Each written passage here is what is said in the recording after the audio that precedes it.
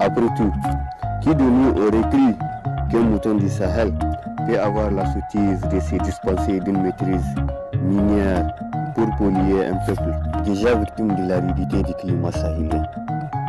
Pour piétiner les rêves modestes d'un paysan déjà affaibli par l'aridité du climat sahélien. Pour piétiner les rêves modestes d'un paysan déjà meurtri par l'irrégularité des pluies.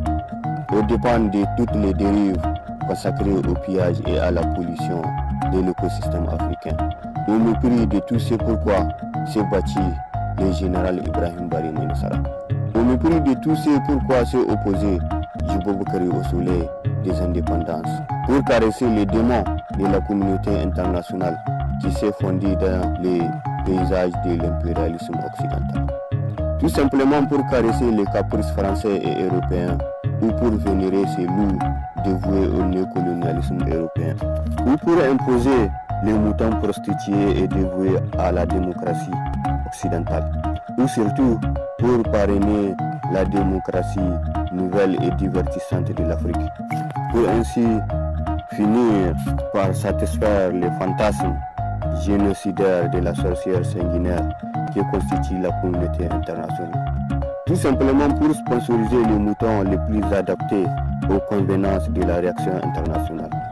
Après tout, les droits de l'homme est tout à fait limité au périmètre du Conseil de sécurité de l'ONU, même si c'est un concept qui est tout à fait privilégié au mode de vie de la démocratie occidentale. Une démocratie qui a su trouver les mots justes pour corrompre la démocratie africaine.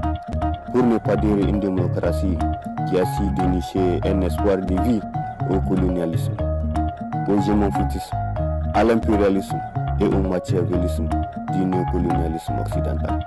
En tant qu'enfant du Sahel, je me dois de déclarer tout haut que les rats de goût du Parlement africain sont des véritables animaux politiques. Des animaux politiques destinés à seconder les moutons clôturés dans les palais présidentiels africains. Des rats destinés à s'évanouir de la joie du succès du mouton qui est bien calé sur mon fauteuil présidentiel. Des rats qui jouent au courant d'air quand un projet de loi est préconisé par le mouton qui fait les basses besoins du néocolonialisme français et européen.